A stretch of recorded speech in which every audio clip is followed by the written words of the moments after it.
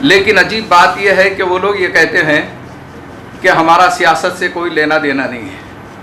تو کیا اسلام میں سیاست کا کوئی حصہ نہیں ہے, کوئی شعبہ نہیں ہے؟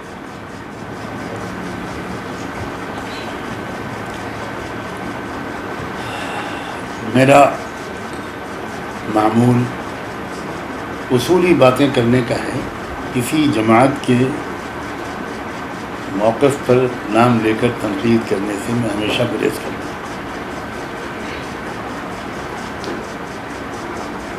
آزادی سے پہلے آپ نے جس جماعت کی طرف اشارہ کیا ہے, میں نام لیتا ہوں جمعیت علماء ہند.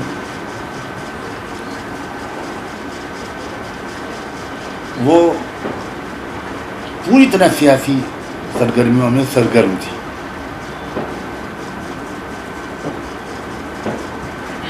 آزادی کے فوراً بعد, تقسیم کے بعد,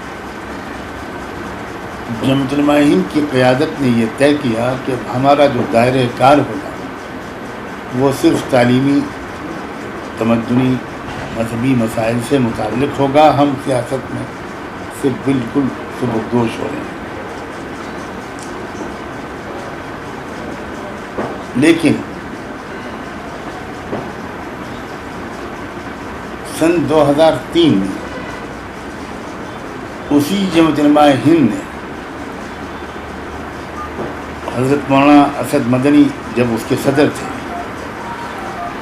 تو یہ فیصلہ کیا مجلس عاملہ میں اتفاق رائے کے ساتھ, اور اس کا اعلان کیا کہ جمعیت علماء نے اپنے آپ کو سیاست سے بالکل الگ کر لیا تھا, لیکن سیکولر کہی جانے والی پارٹیوں کی طرف سے مسلسل تلخ تجربات کی وجہ سے ہم نے اپنے فیصلے پر نظر ثانی کی ہے, اور اب ہم ایک ایسی سیاسی پارٹی کی ضرورت محسوس کر رہے ہیں جس میں مسلمان, پسماندہ طبقات, دیگر اقلیتیں اور عام انصاف پسند لوگ اس میں یکجا ہو کر جد و جہد کریں.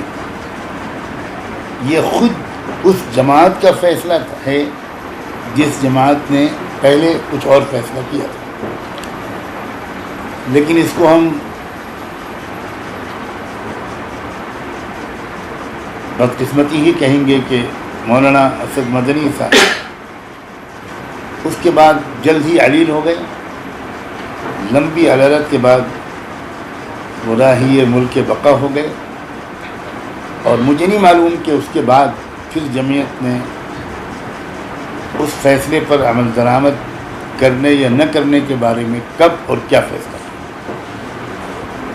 تو یہ بات میں سمجھتا ہوں بالکل واضح ہو گئی کہ جن حضرات نے وہ فیصلہ پہلے کیا تھا انہی حضرات نے اپنے فیصلے کو تجربوں کے بعد بدلا, لیکن وہ چیز ابھی تک عملی طور پر عملی جامہ نہیں پہن سکی.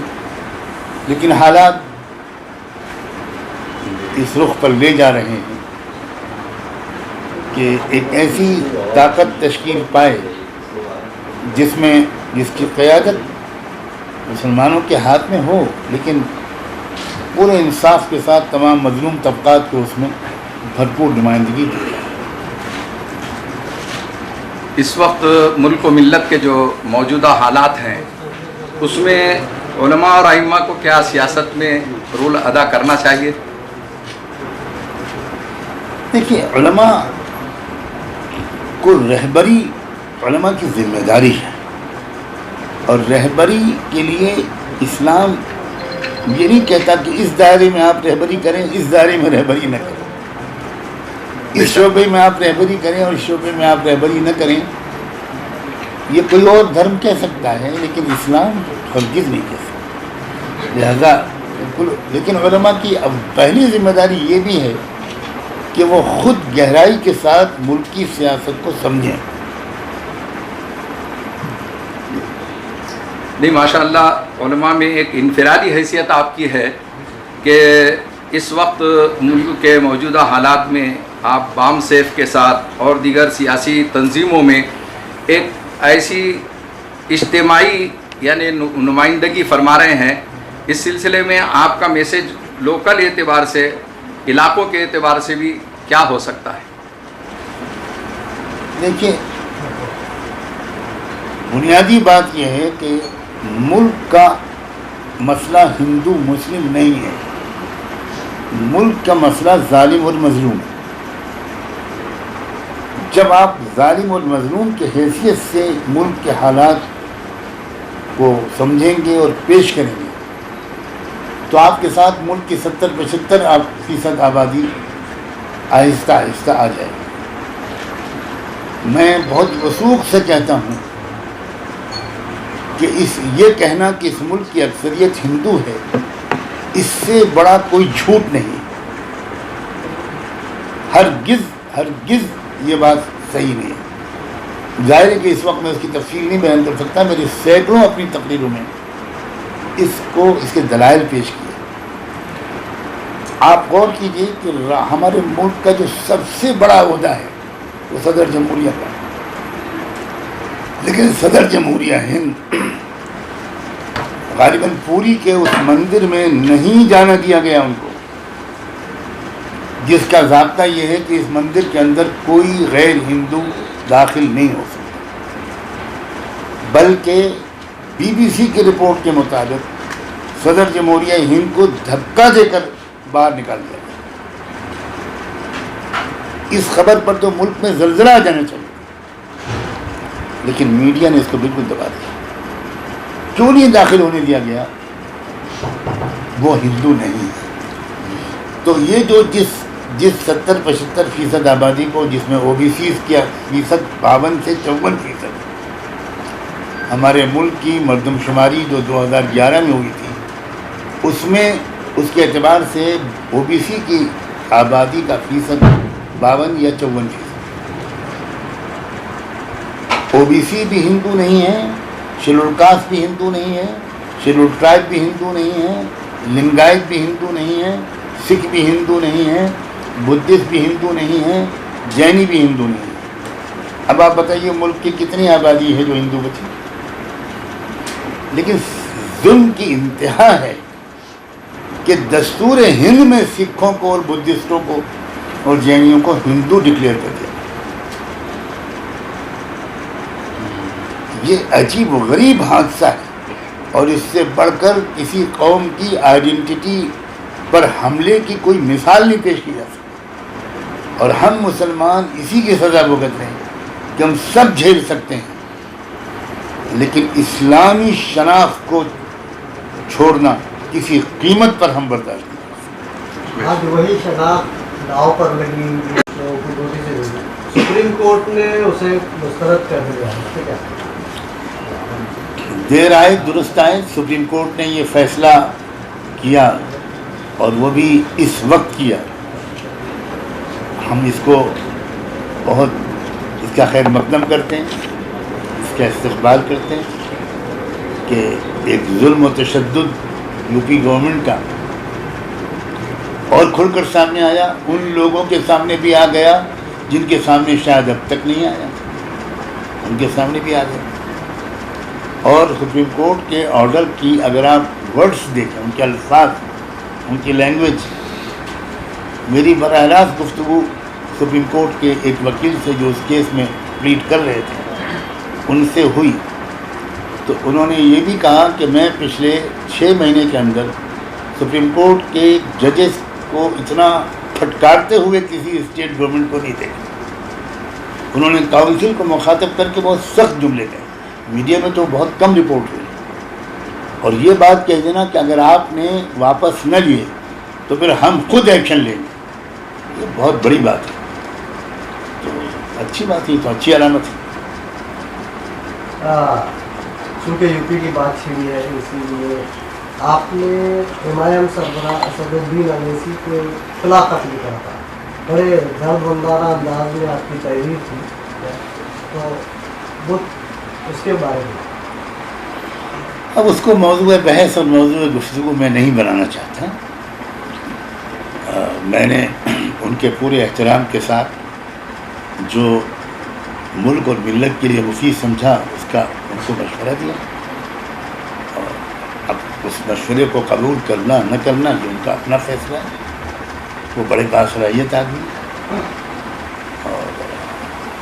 لیکن اگر براہ راست گفتگو کی میری کوشش کامیاب ہو گئی ہوتی جو میں 1.5 مہینے تک کرتا رہا, اور یہ تجربہ مجھے زندگی میں پہلی بار ہوا کہ انہوں نے ایک فون بھی ریسیو نہیں کی, کبھی کال بیک نہیں کی, اور ان کے قریب کے لوگوں کو بھی میں نے کانٹیکٹ کیا لیکن انہوں نے کوئی جواب نہیں. تب میں نے وہ کھلا خط لکھا, ورنہ کھلا خط نہ لکھتا, میں پرسنل خط لکھتا.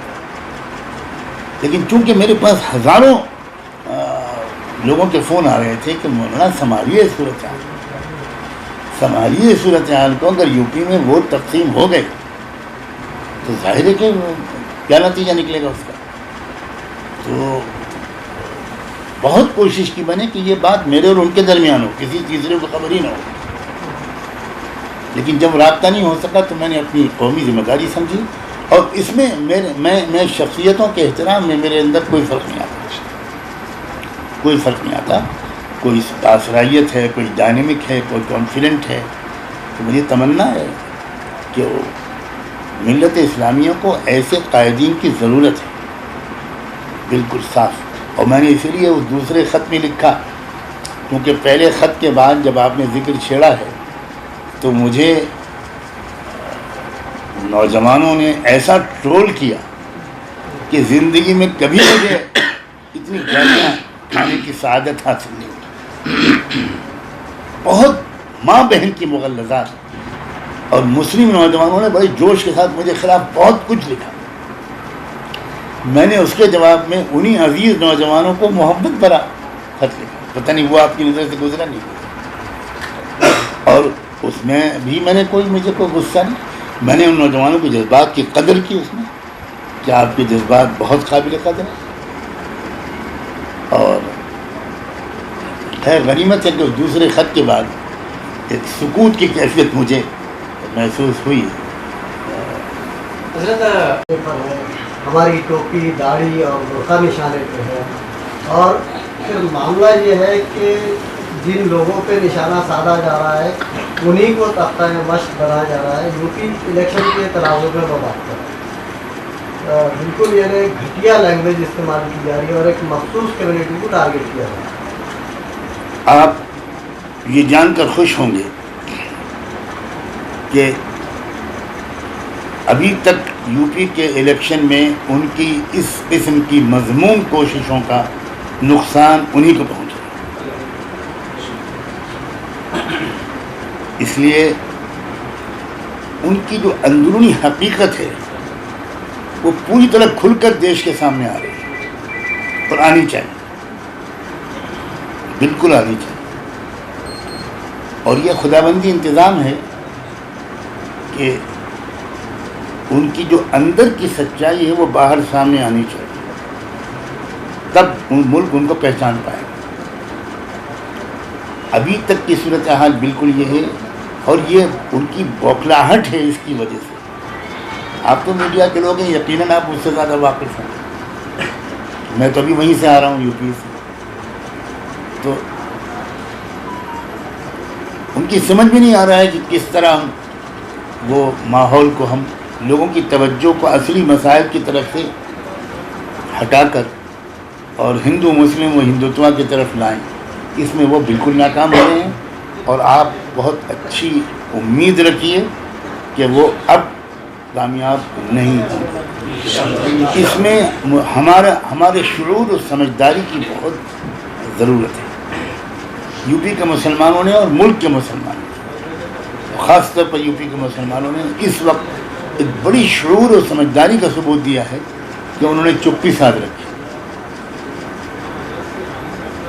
اس سے ان کی بوکھلاہٹ اور زیادہ بڑی ہوئی, اس لیے وہ ہم کو غصہ دلانا چاہیے, اور ان مسائل پر ہم جواب دیں تاکہ پھر جواب و جواب الجواب چلے اور اصلی ایشوز پیچھے چلے. یو پی کا الیکشن ہو رہا ہے مہنگائی کے مسئلے پر, بے روزگاری کے مسئلے پر, جو نفرت کی آندھی چلائی جا رہی ہے. کروڑ لوگوں کی جاب چلی گئی, نوجوان بالکل بے روزگار ہیں. آپ نے یو پی اور بہار میں دیکھا ہوگا کہ بےروزگاری کے خلاف احتجاج نوجوانوں نے کس پیمانے پر کیا، کسانوں کے ساتھ جو زیادتیاں ہوئی ہیں، تو یہ ہیں ایشوز یو پی کے الیکشن کے، اور وہ اس سے بہت پریشان ہیں. اس لیے ان بیچاروں کو کوئی نہ کوئی سہارا چاہیے. لیکن ہمیں ذرا سمجھداری کا ثبوت دینا چاہیے، اور سمجھداری سے میری مراد بزدلی نہیں ہے، وہ سمجھداری جو بہادری کے ساتھ ہو، اور وہ بہادری جو سمجھداری کے ساتھ ہو، اس کی ہم کو ضرورت ہے. سی اے این آر سی کا جو پروجیکٹ ہوا تھا اس میں یو پی گورنمنٹ نے اور جتنی بھی مسلم پولیٹیکل پارٹیز ہیں تو ان سب پارٹیوں کے ایک طرف آپ نے ایس ڈی پی آئی کا اسٹیج شیئر کیا تھا، تو کیا وجہ تھی ایس ڈی پی آئی کا اسٹیج شیئر کرنے میں؟ اگر میں شیئر نہ کرتا تو آپ یہ پوچھتے ہیں کہ شیئر نہ کرنے کی وجہ بتائیے. میں پھر کہتا ہوں، میں 30-35 سال سے یہ بات لکھ بھی رہا ہوں اور کہہ بھی رہا ہوں کہ ایک مثال بھی دیا کرتا ہوں. اچھا ہے آپ کے ناظرین کے سامنے بھی وہ مثال پہنچ جائے. اسٹیشن پر کھڑا ہوا ایک مسافر بھی ٹرین کا انتظار کرتا ہے اور ایک کلی بھی ٹرین کا انتظار کرتا ہے، لیکن دونوں کے انتظار میں بہت فرق ہے. مسافر انتظار کرتا ہے ٹرین پر سوار ہو کر منزل تک پہنچنے کے لیے، اور کلی انتظار کرتا ہے اس لیے کہ وہ ایک بابو کو اتار دے گا، ایک بابو کو چڑھا دے گا، کوئی مزدوری مل جائے گی. میں مسلسل یہ بات کہہ رہا ہوں کہ مسلمان الیکشن کی ریل کا انتظار کلی کی حیثیت سے کرتے ہیں، مسافر کی حیثیت سے نہیں. ایک پارٹی کو اتار دیں گے، ایک پارٹی کو چڑھا دیں گے، اور جس کو اتارتے ہیں وہ کیا مزدوری دیتی، جس کو چڑھایا ہے آج تک اس نے بھی کوئی مزدوری نہیں دی. میرا مضبوط موقف ہے کہ ہم کو ایک ایسی سیاسی طاقت کی تشکیل دینی چاہیے جس پر مسلم پارٹی کا لیبل نہ لگا، اور جس کے ترجمانی کرنے والے قائدین ہندو مسلم مسئلے پر ایک لفظ نہ بولیں.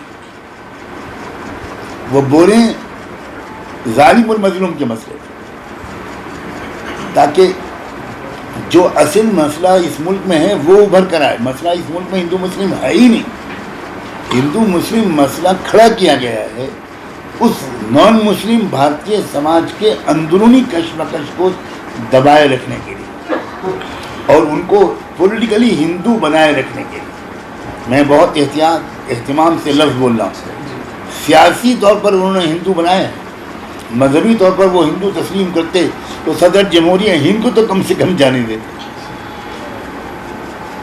ہمارے پاس ایک بہترین موقع، یہی اسلام کا بھی حکم ہے کہ اکیلے اپنے لیے انصاف نہ مانگو، سب مظلوموں کو انصاف دلاؤ. اور یہ اس مزاج کی سیاسی پارٹی کا قائم ہونا ضروری ہے. ایس ڈی پی آئی کے بارے میں جتنا جانتا ہوں، میں کئی مرتبہ وہ لوگ مجھ سے ملتے رہے ہیں، میں ان کے غیر مسلم لیڈروں سے بھی ملا ہوں، بار بار وہ میرے پاس آئے ہیں. ان کے پاس کرسچن لیڈرز بھی ہیں، سکھ لیڈرز بھی ہیں، جو دلت لیڈرز ہیں وہ بھی ہیں، اور کسان لیڈروں کے ساتھ جو میرا رابطہ اس میں ایک آدھ دفعہ وہ لوگ بھی شریک رہے. تو اس لیے میں نے ایک ایسی مسلمانوں کی سیاسی پارٹی کو تقویت پہنچانا، اس میں کوئی حرج نہیں سمجھا، بلکہ اس کو کار خیر سمجھا کہ جس سے یہ میسج جائے. اور اسی لیے میں نے وہاں پر جو ان کے اس میں تقریر کی، اس میں جو کچھ کہا یہی اسی بات کو میں نے تفصیل سے بیان کیا. اور اس لیے انہوں نے جو نام رکھا وہ بھی social democratic party of India, اس میں کہیں سے مسلمین اور مومنین کا نام نہیں ہے. تو یہ چیز زیادہ سوٹ کرتی ہے. اسٹیئرنگ ہمارے ہاتھ میں ہو. رسول اللہ صلی اللہ علیہ وسلم رحمت للمسلمین نہیں تھے، وہ رحمت للعالمین تھے. تو اس وجہ سے میں نے ان کا اجلاس شیئر کیا. میں اتفاق سے ان دنوں میں اسی علاقے کے دورے پر تھا. اس مدعا کی حد تک ہے تو ہم ملکی سطح پر مسلمانوں کو کیا ایسی کوشش کرنی چاہیے کہ یہ مسئلہ تھم جائے اور اس میں جو ہے ہماری ماں اور بہنوں کو یعنی ان کے حقوق ملے. جیسا کہ ہمارا جو فنڈامنٹل رائٹ ہے وہ ہمیں مکمل طور پر نہیں مل پا رہا ہے، تو ہم اس کے لیے یعنی ملک کے سطح پر کیا کوشش کرنی چاہیے ہم لوگوں کو؟ پہلی بات تو یہ ہے کہ ذرا اپنی اطلاع کو مزید درست کیجیے، یہ کرناٹکا تک محدود بالکل نہیں ہے۔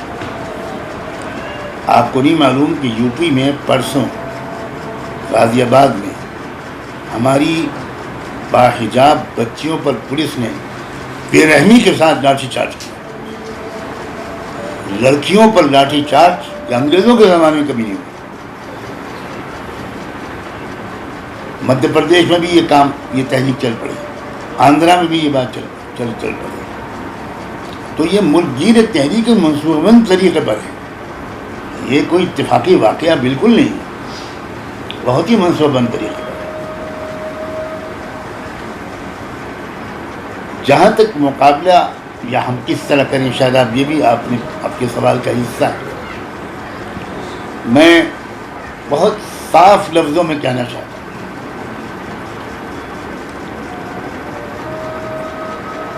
کہ ہم ایک ایک کر کے ان کے تمام ظالمانہ احکام کو تسلیم کرتے چلے جائیں۔ یہ اسی کا نتیجہ ہے کہ ان کا حوصلہ بڑھتا چلا جائے۔ کم سے کم ہم کو کسان آندولن سے سبق سیکھنا چاہیے۔ 730 کسان مرے ہیں اس آندولن میں۔ 13 مہینے تک وہ لوگ سردی، گرمی اور برسات میں جمے بیٹھے رہے۔ میں کیونکہ بار بار گیا ہوں اس لیے مجھے اندرون زمینی حالات معلوم ہیں۔ 80 سالہ کسان کی موت ہوتی ہے، گاڑی منگوائی جاتی ہے تاکہ میت کو لے جایا جائے اس کے گاؤں سے لوگ آتے ہیں، وہ لے کے چلے جاتے ہیں، ایک بھی کسان احتجاج چھوڑ کر نہیں جاتا۔ اب ہم مسلمان اتنے کمزور ہو گئے ہیں، ہر چیز مانتے چلے جاتے ہیں۔ میں بالکل صاف کہتا ہوں کہ اجتماعی طور پر ہم کو ایسے احکام کی نافرمانی کرنی چاہیے، بالکل نہ، یہ ہمارا جمہوری حق ہے۔ اگر ہم نے حکومت کی نافرمانی نہ کی ہوتی تو انگریز سے آزادی ملتی۔ پہلی تحریک تو سول نافرمانی ہی کی تھی، یہیں سے مزاحمت شروع ہوئی تھی، لیکن یہ اجتماعی قیادت فیصلہ کرے گی تب جو ہوگا۔ اکیلا سجاد نعمانی کہے گا تو یہ مناسب نہیں ہے۔ بات یہ ہے کہ اجتماعی طور پر، زیادہ سے زیادہ اجتماعی طور پر یہ بات سامنے آئے، میں اس کی برابر کوشش کر رہا ہوں۔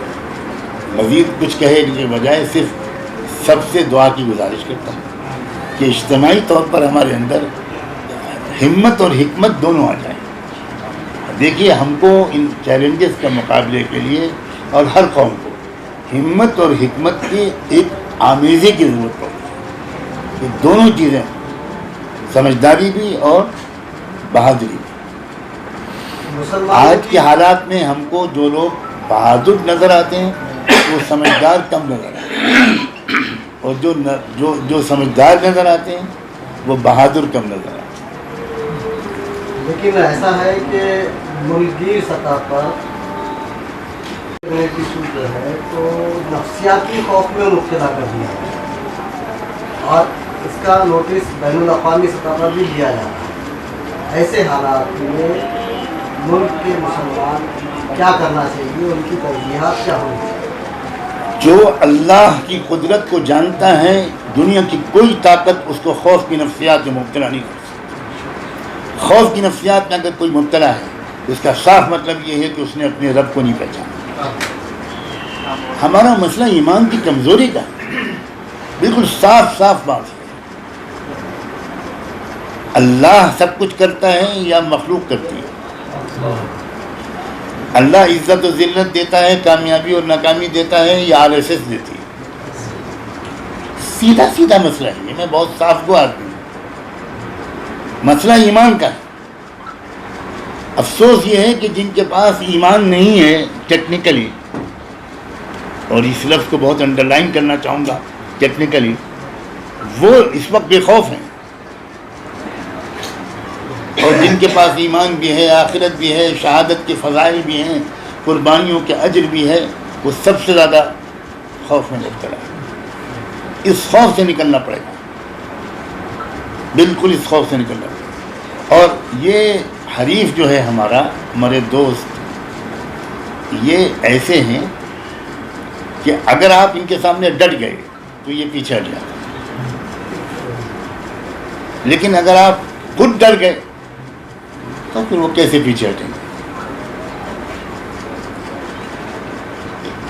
پھر یوپی چناؤ کی طرف آپ نے بہت مثبت اشارے دیے، اللہ کرے کہ ایسا ہی ہو، لیکن صورتحال زمینی صورتحال جو ہے تو جو پارٹیاں خود کو سیکولر کہتی ہیں وہ بھی ہر ایک کی اپنی رفیع اپنا آواز ہے، تو ایک طرف حکمراں جماعت ہے اور دوسری طرف بکھری ہوئی دوسری پارٹیاں ہیں۔ زمینی حقیقت زمین سے آنے والا زیادہ جانتا ہے یا اورنگ آباد میں رہنے والے لوگ زیادہ جانتے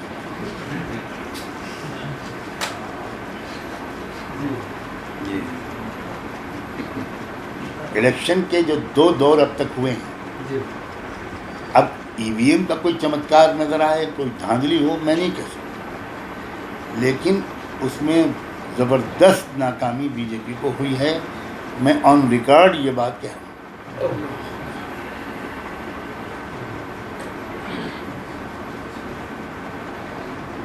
آخر میں اصل میں حضرت مولانا جو ہے حلالت کی وجہ سے یہاں اورنگ آباد علاج کے لیے تشریف لائے ہوئے ہیں۔